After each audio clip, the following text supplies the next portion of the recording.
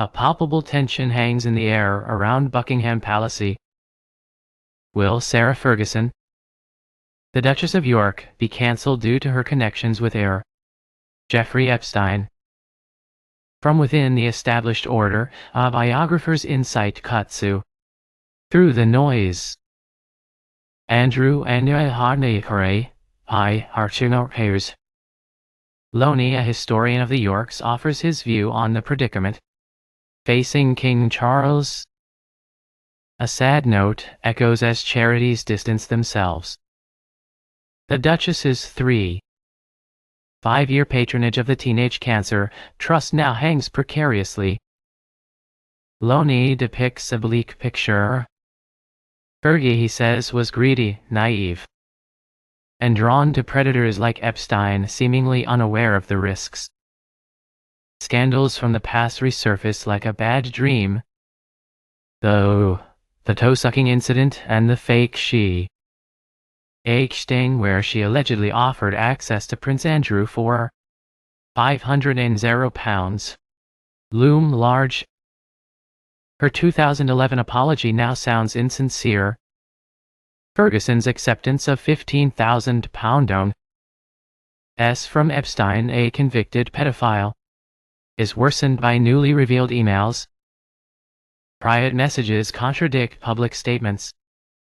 Despite publicly denouncing pedophilia, she allegedly called Epstein a steadfast, generous, and supreme friend.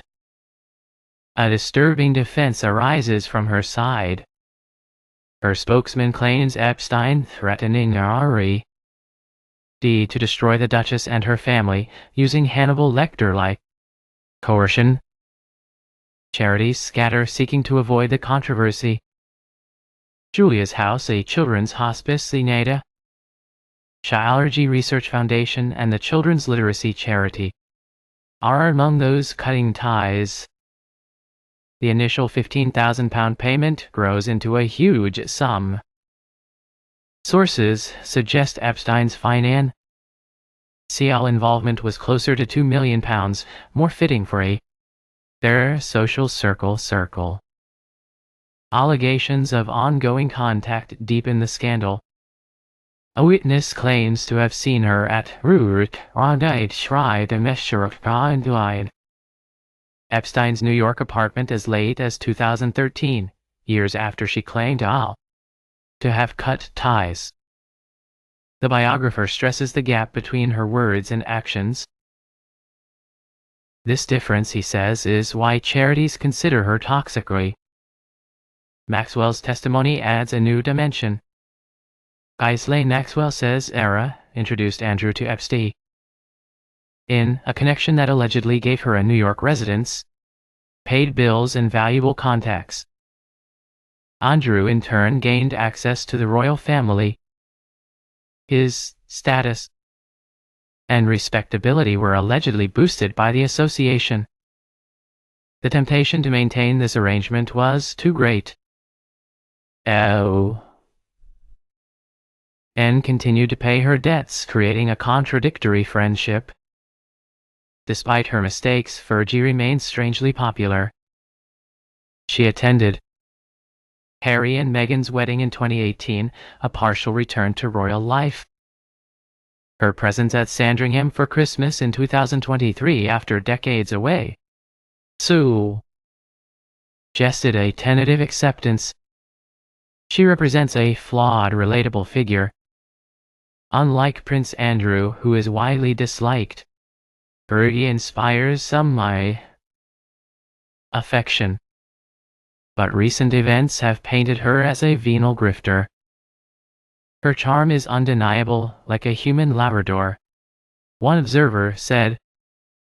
But underneath lies a manipulative streak, playing people against each other. Her kooky image appealed to the public, especially in the United States, where she was seen as an underdog against the palace. Her resilience is remarkable, bouncing back from adversity. Her success with Weight Watchers and her charity work complicate the story. But Lowney returns to his main point. Fergie's greed and and poor judgment led her to Epstein and others. Her representative, James Henderson, has managed her controversies for a year. Her eccentricity is well known, a result of her aristocratic background. Her taste in men has been consistently poor, while others fear. For Epstein, her personal debts being paid sets her apart. The financial burden of being a royal, even a minor one, is high. Then no. A normal career, she depends on others to maintain her lifestyle. Lacking the protection of the palace mafia, she is vulnerable to scandals. Unlike other non-working royals who stay out of the spotlight, Fergie craves extravagance. Her desire for a lavish lifestyle led her to questionable associations. This mirrors Andrew's situation, where ambition overshadowed judgment. While other royals balance public duty and private pleasure, Fergie prioritizes the latter. She is the naughty girl who often escapes consequences. However, Andrew's situation is different. He was cancelled due to accusations of involvement in Epstein's crimes, sexual abuse allegations, and a large payoff. His continued friendship with Epstein, even after his release from prison, was unforgivable. Fergie, while not accused of pedophilia, is scrutinized for her financial dealings and dishonesty. The charity's concerns are understandable. Associating with someone who stayed in contact with Epstein even after claiming to have cut ties damages their reputation. The main issue is financial corruption. She has allegedly used her royal status for personal gain, a serious, though not necessarily criminal, accusation. Her actions show a massive lapse in judgment. The teenage cancer trust, her long-term beneficiary, has now cut ties. The current backlash against Fergie is part of a wider cancel culture. This raises the question of appropriate consequences for those who err. Should Fergie and Andrew be forced into seclusion? Or should they be allowed to attend family events despite public disapproval? Her presence at royal events even after her divorce has long been controversial. The public seems increasingly unwilling to accept their continued involvement in official functions. Her attendance at the Duchess of Kent's funeral with Andrew caused more tragedies.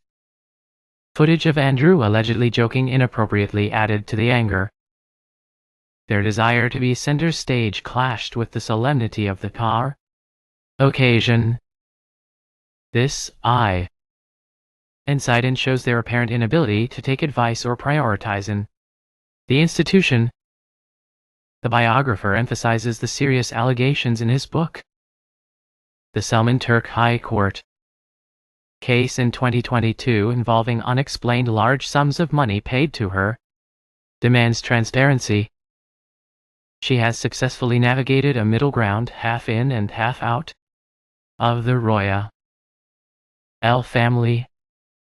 This raises questions about her accountability and the use of her title. She has consistently avoided answering questions about these issues. Her past apologies ring hollow, failing to translate into real change. The public sees her actions as a mockery. Her lure to learn from past mistakes has eroded trust. The Peter Mandelson case is a warning. His association with Epstein and His history of controversy raised questions about judgment and vetting on.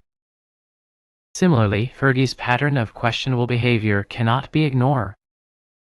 D. Her actions have consequences despite her charm or past successes. The toe-sucking incident remains a disturbing memory. D. Despite repeated chances, she continues to court controversy. She is a Houdini of the royal family, constantly manipulating her way back into favor. Prince Philip, however, remained unconvinced, famously calling her odd and pointless. Queen Elizabeth II, while not a great admirer, recognized her as a good mother. Princess Beatrice and Eugenie are generally considered well-adjusted, despite their parents' flaws. Philip avoided being in Scotland when Fergie was there. Elizabeth, however, maintained some affection for her, appreciating her loyalty to Andrew. They shared an interest in horses and dogs. Sarah skillfully cultivated relationships with Charles and Camilla, paving the way for her return to the royal fold. They decided it was better to keep her close. She has written memoirs and give and tell-all interviews, but these have not necessarily led to genuine change. The question remains, what should King Charles do?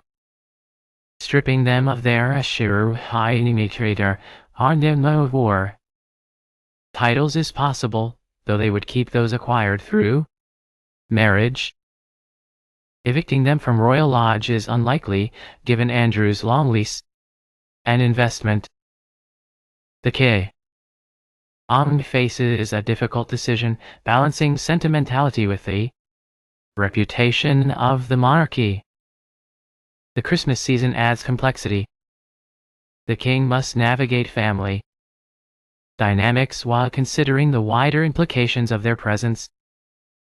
Ignoring the issue is not an option. Canceling someone does not erase their past achievements. Fergie earned her title through marriage, and Andrew served in the Royal Navy. The king is caught between loyalty to his brother and the need to protect the royal monarchy's image. Their police escort to the Duchess of Kent's funeral raised eyebrows. This perceived double standard compared to Harry's security arrangements fuels public discontent. The Yorks seem unwilling to take advice. The ideal solution would be for them to move out of Royal Lodge and adopt a more discreet lifestyle. The public expects the royals to act responsibly. The king has limited options, but he must persuade them to prioritize the long-term future of the monarchy. The king needs to make a Hannibal Lecter-style call. Perhaps a stark warning is the only way to force them to confront the gravity of the situation. The air crackles with anticipation, a silent question hanging over Buckingham Palace. Will the Duchess of York, Sarah Ferguson, face social exile because of her links to the disgraced Jeffrey Epstein? A voice of authority emerges from the historical record. Andrew Loney, a biographer intimately familiar with the Yorks, provides a critical perspective on the Tory dilemma confronting King Charles. A somber note resonates as charitable organizations distance themselves from the Duchess. Her 35-year association with the Teenage Cancer Trust now hangs by a thread. Loney paints a grim portrait of the Duchess. He characterizes Fergie as driven by greed, marked by naive and susceptible to the allure of predators like Epstein, seemingly oblivious to the dangers involved. Ghosts of scandals past materialize, casting a long shadow. The infamous toe-sucking incident and the fake she a sting in which she allegedly offered access to Prince Andrew for a substantial sum, resurfaced to haunt her. Her 2011 apology now rings hollow, lacking genuine remorse. Ferguson's acceptance of funds from Epstein, a convicted sex offender, is further complicated by the emergence of damaging emails. Private communications contradict public pronouncements. Despite publicly condemning pedophilia, she allegedly referred to Epstein as a steadfast, generous, and supreme friend, a stark contrast to her stated position. A controversial defense emerges from her camp. Her spokesman asserts that Epstein threatened to destroy the Duchess and her family, employing manipulative tactics reminiscent of Hannibal Lecter. Charities scatter, seeking to shield themselves from the fallout. Julia's House, a children's hospice, the Natasha Rusher Allergy Research Foundation, and the Children's Literacy Charity are among those severing ties with the Duchess. The initial payment of £15,000 balloons into a substantial fortune. Sources suggest that Epstein's financial contributions were closer to £2 million, a sum more befitting their opulent lifestyle. Allegations of continued contact intensify the scandal. A witness claims to have spotted her at Epstein's New York residence as late as 2013, years after she publicly declared an end to their association. The biographer underscores the glaring discrepancy between her words and deeds. This inconsistency, he argues, is the primary reason why charities now view her as toxic. Ghislaine Maxwell's testimony adds another layer of complexity.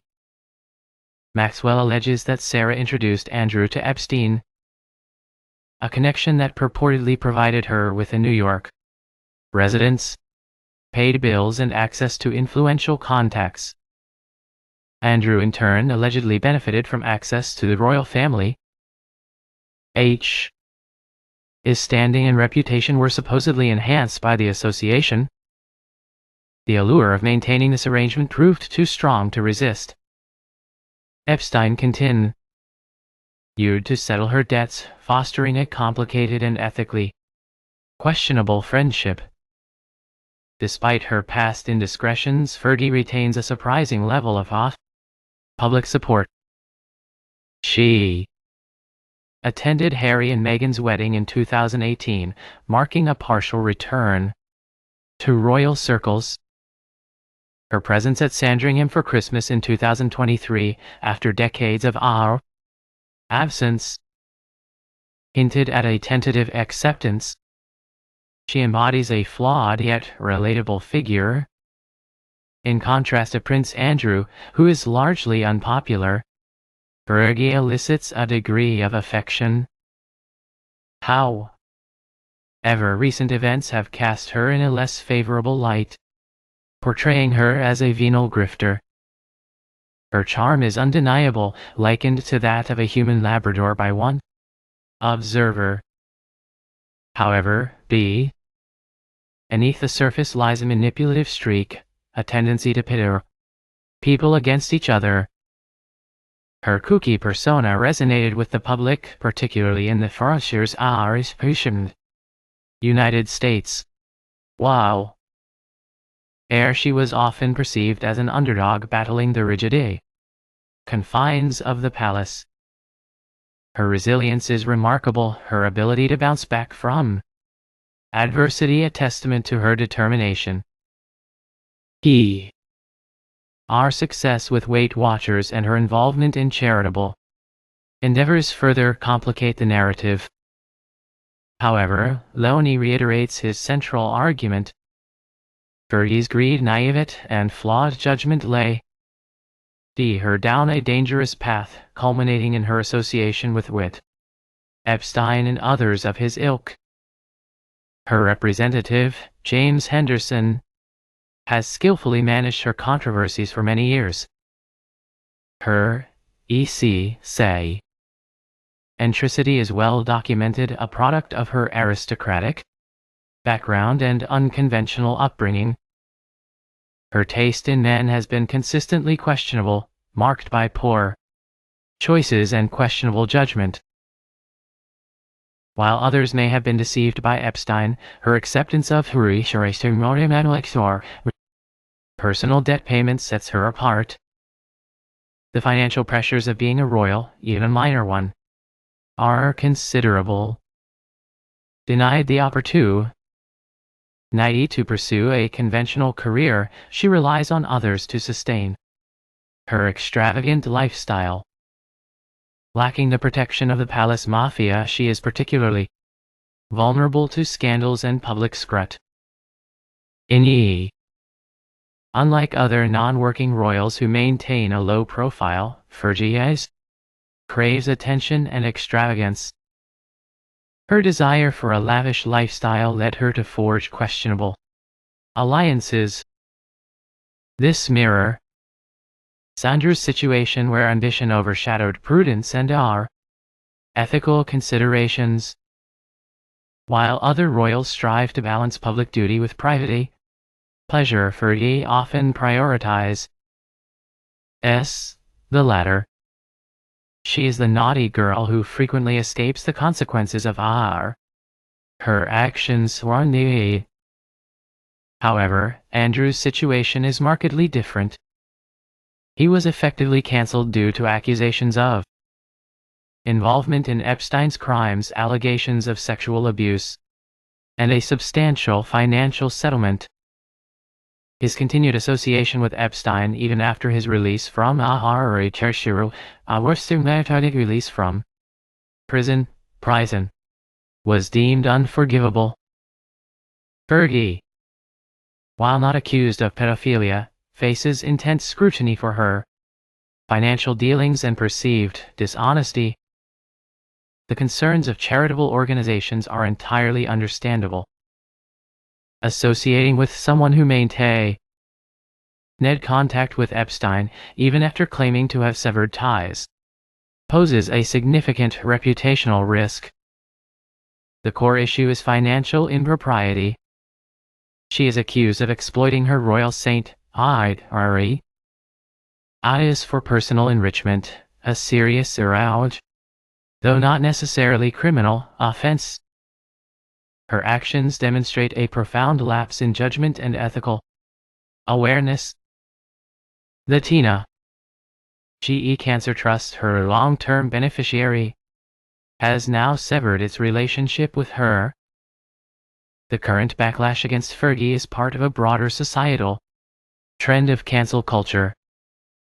This raises fundamental questions about the appropriate consequences for those who err and the limits of public forgiveness. Should Fergie and Andrew be relegated to permanent seclusion? Or should they be permitted to attend family gatherings despite the widespread public disapproval on her presence at royal events even after her divorce has long been a source of controversy and debate. The public appears increasingly unwilling to tolerate their continued involvement in official functions. Her attendance at the Duchess of Kent's funeral, accompanied by Harry's Oration Ritters, Andrew, sparked further outrage and condemnation. Footage of Andrew allegedly making inappropriate jokes compounded the anger and resentment. Their apparent desire to be center stage clashed sharply with the solemnity and gravity of the occasion. This incident underscores their seeming inability to heed advice or prioritize the reputation of the institution. The biographer emphasizes the gravity of the allegations detailed in his book. The Selman Turk High Court c. A's in 2022 involving unexplained large sums of money paid to her demands transparency and accountability. She has skillfully navigated a precarious middle ground, remaining half in and half out of the royal family. Dahl is raises critical questions about her accountability and the legitimacy of her continued use of her royal title. She has consistently evaded answering questions about these sensitive issues.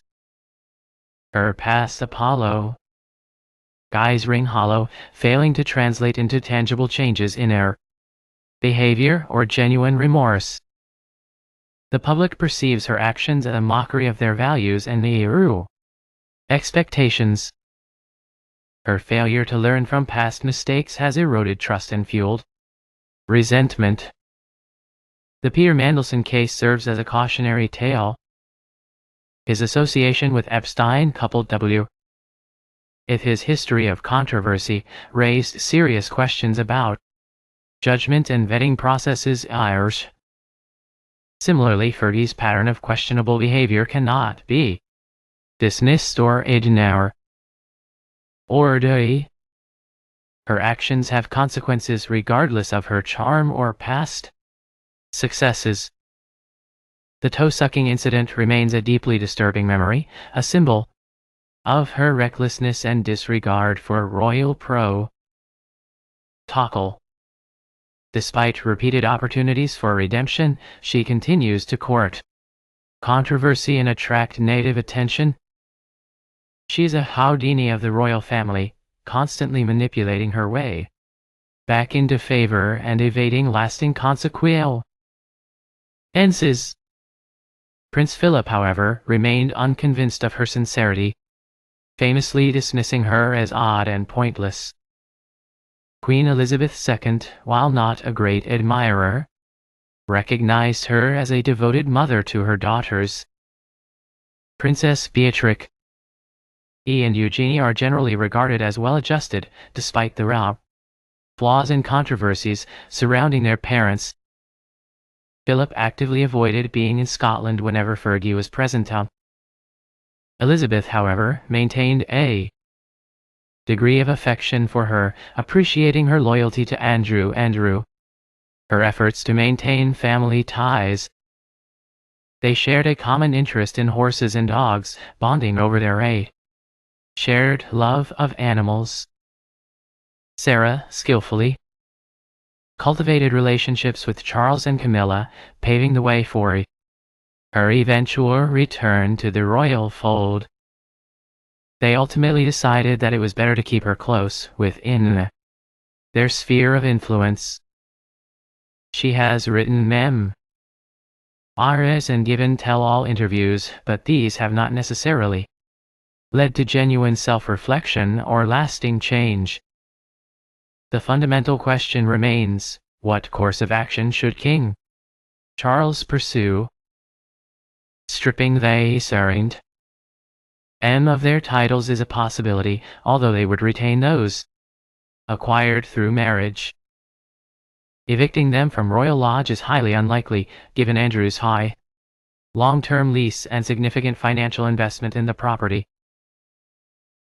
The king faces a difficult and delicate decision, balancing familial sentiment with the need to safeguard the reputation of the monarchy. The Christmas season adds another layer of complexity to the situation. The king must carefully navigate family dynamics while considering the wider implications of their presence at royal gatherings. Ignoring the issue is simply not a viable option. Canceling someone does not erase their past actions or their impact on the institution. Fergie earned her title through marriage, and Andrew served in the Royal Navy, contributing to the nation. The king is torn, and between loyalty to his brother and the imperative to protect the monarchy's image and standing in the eyes of the public. Their police escort to the Duchess of Kent's funeral raised eyebrows and fueled public resentment. This perceived double standard, particularly when compared to Harry's security arrangements, further exacerbated public discontent. The Yorks appear unwilling to heed advice or acknowledge the gravity of the situation. The ideal solution would be for them to voluntarily relocate from Royal Lodge and adopt a more discreet and less ostentatious lifestyle. The public expects the royals to conduct themselves with responsibility and integrity. The king has limited options at his disposal, but he must persuade them to prioritize the long-term future of the monarchy above their personal desires and ambitions. The king needs to deliver a stark warning, a Hannibal Lecter-style intervention. Perhaps only a blunt and forceful message can compel them to confront the gravity of their situation and the potential consequences of their actions of rear in The weight of tradition and public expectation rests heavily on the Friar King's shoulders. He must navigate this complex situation with wisdom and resolve, ensuring the enduring stability and integrity of the British monarchy. The echoes of past scandals reverberate through the palace walls. The choice made now will shape the future of the royal family for generations to come. The world watches, waiting to see how King Charles will resolve this latest chapter in the ongoing saga of the House of Windsor. The stakes are high and the outcome uncertain. The future of the monarchy hangs in the balance, dependent on the decisions made within the hallowed halls of Buckingham Palace.